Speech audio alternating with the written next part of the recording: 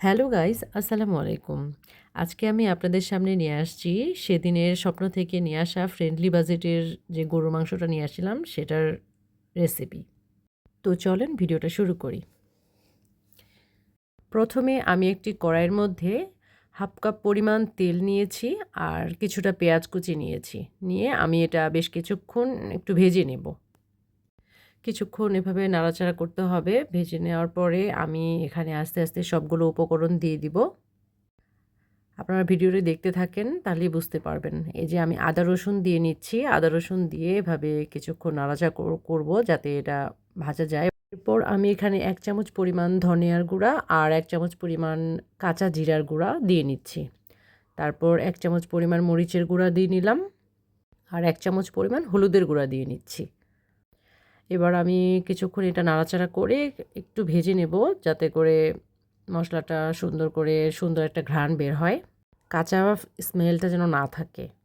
আমি এই অবস্থায় একটু পানি দিয়ে নিব, নিচে যেন এই মশলাগুলো লেগে না যায়। এভাবে কিছুক্ষণ নাড়াচাড়া করে ভাজতে হবে। এভাবে আপনারা কিছুক্ষণ ওয়েট করবেন। চুলার জালটা মিডিয়াম আঁচে দিয়ে আমি ওয়েট করছি। এই এই অবস্থায় আমি লবণ দিয়ে নিলাম ১ চামচের পরিমাণ। আর পরবর্তীতে লবণ আমরা একটু চেখে দেখব যে ঠিকমতো আছে কিনা। পর্যায়ে আমি হাফ চামচের মতো গরম মসলা দিয়ে নিলাম। এখানে আমার সব কিছু মশলা দেওয়া আছে। গরম মশলাটাতে আমি সুন্দর করে বেটে রেখেছি আগেই। আর এ পর্যায়ে এসে আমরা এখন মাংসটা ছেড়ে দেব।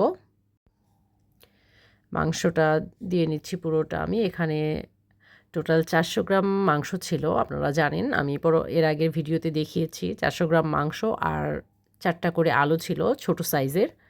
এটা আমি আপনাদেরকে আগের ভিডিওতে দেখিয়েছি। তো এই যে মাংসগুলো দিয়ে আমি আলুগুলো পরে দেব। আলুগুলো আমি রেডি করে রাখছি, ধুয়ে রাখছি। আর আমি এখন মাংসটা কিছুক্ষণ কষিয়ে নিব এভাবে। মাংসটা আসলে অনেকভাবে রান্না করা যায়। আপনি সবগুলো উপকরণ দিয়ে একবারেও রান্না করতে পারেন, আবার এভাবেও কষিয়ে নিয়ে পরবর্তীতে তাহলে আর কষাতে হবে না, এভাবে রান্না করতে পারবেন। তো আমি এভাবে ওই যে মাংসটা থেকে যে পানিটা বের হয়েছে তার মধ্যে একটু পানি দিয়ে আমি কিছুক্ষণ এটা নাড়াচাড়া করে কষিয়ে নিব। এর মধ্যে আমি এখন ঢাকনা দিয়ে নিচ্ছি।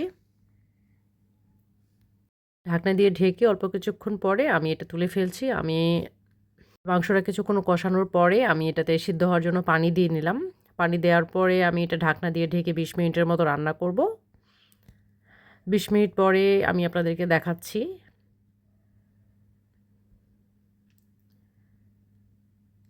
এই যে ২০ মিনিট পরে আমার রান্নাটা প্রায় শেষের দিকে। এখানে আমি আরেকটু কিছুক্ষণ ঢাকনা ছাড়া জাল দিয়ে নিব, তাহলে তেলটা উপরে ভেসে আসবে। ওকে ভিউয়ার্স, আমি খুব অল্প সময়ের মধ্যে ভিডিওটা দেখানোর চেষ্টা করেছি। এই যে আমার রান্না কমপ্লিট। ওকে ভিউয়ার্স, ভালো থাকবেন। আল্লাহ হাফিজ।